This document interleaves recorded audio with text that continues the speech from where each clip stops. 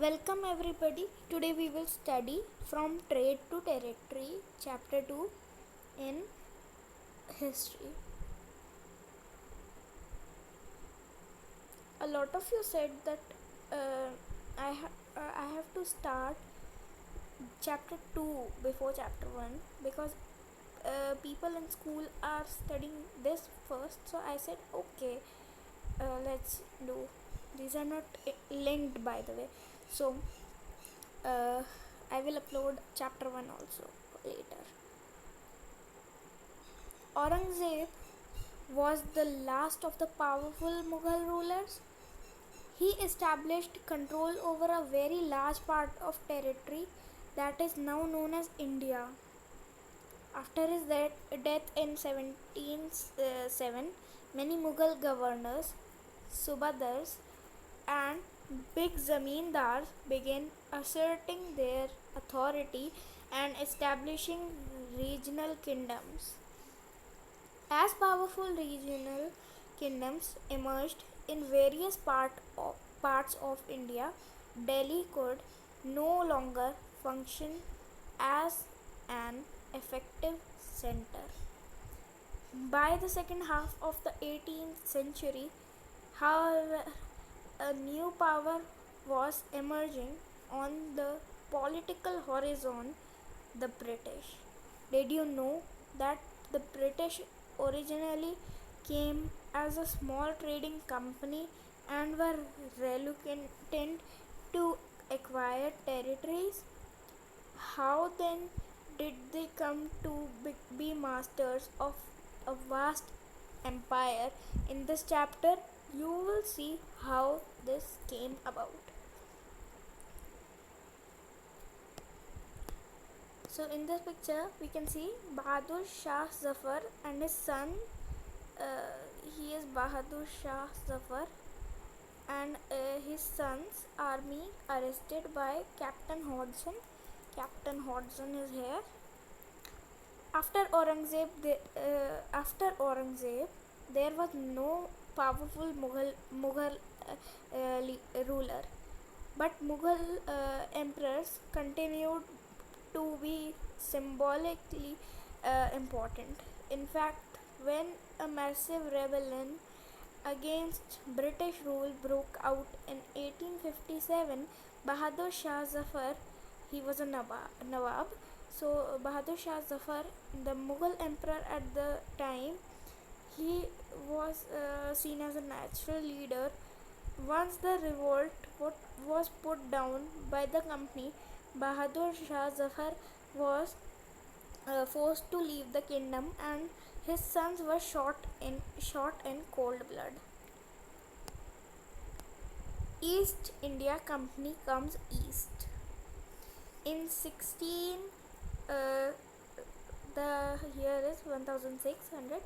So the East India Company acquired a charter from the ruler of England, Queen Elizabeth I, uh, granting it the sole right to trade with the East.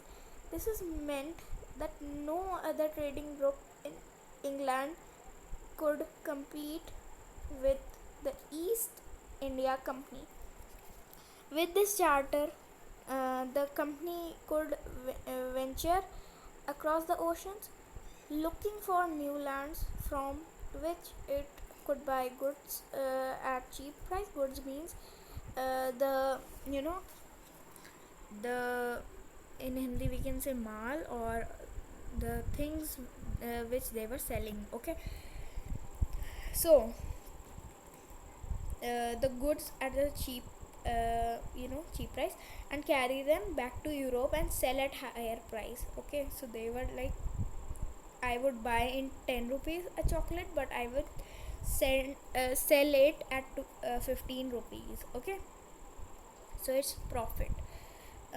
The company um, did not have to fear competition from other English trading companies. Was a company.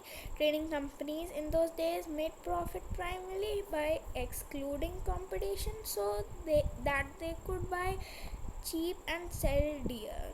Okay. The Royal Charter, however, could not prevent other European powers from entering the eastern markets.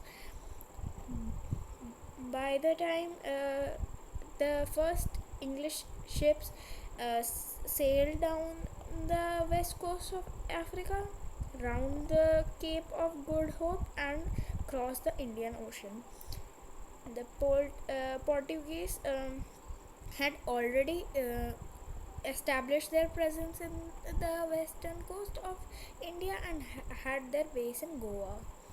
In fact, it was Vasco da Gama, a Portuguese, explorer. He was, and he found a sea route to India. Okay, in 1498. By the early 17th century, the Dutch too were exploring the possibilities of trade in Indian Ocean. Soon, the French traders arrived to the scene. The problem was that all the companies were interested in buying same things. The fine qualities of cotton and silk produced in India had a big market in Europe. Pepper, cloves, cardamom, and cinnamon too were in great demand. Competition amongst the Europe companies in in a, you know inevitably pushed up the prices at which these goods can be purchased, and this reduced the profits that could be earned. The only way the trading companies could flourish was by eliminating rival competitors. The urge of to secure markets therefore led to fierce battles uh, between the trading companies. Through the 17th and 18th centuries, they regularly sank each other's ship, blockaded routes, and prevented rival ships from moving with supplies of goods. Um, Trade was carried on with arms, with trading posts were they were protected through fortification, and this effort this paragraph is not really important, so I'm skipping it. mm, okay, and this page 11th one, it's the most important. It has nothing to explain because everything is right in front of you, so I will skip this page too, uh, because I don't want to bore everyone. I want to make studying a little bit.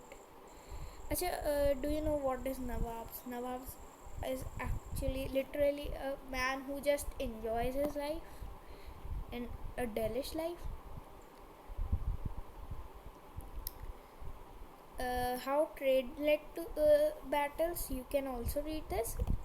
Battle of Plassey and all. This was, just keep in mind that you have to just learn all the pictures because they can also come. The Promise of Riches, it's the source one. The territorial ambitions of the mercantile that company, East India Company, were viewed with distrust and doubt in England. After the Battle of Plassey, Robert Clive wrote to William Pitt, one of the principal secretaries of state to English monarch, on 7th January 1759 from Calcutta. But so large a sovereignty may possibly be an object too extensive for a mercantile company. I flatter myself that there will be little or no difficulty in obtaining the absolute possession of these rich kingdoms. Now I leave you to judge whether an income yearly of 2 million sterling with the possession of three provinces, or being an object deserving public attention. This page, history is just learning, and knowing. So there was a man who was Tippu Sultan, and he had a toy of a lion, tiger, and I will just show you the question answers of these, in the next video, which I will post, I guess, tomorrow. And let's do this one exercise. So Tippu Sultan is the tiger of Mysore, and then Sepoy, and Adalat. Adalat. You can learn it by this criminal code, and Diwani was led to an anti-Britisher movement in Qatar. So I will post tomorrow. Thank you.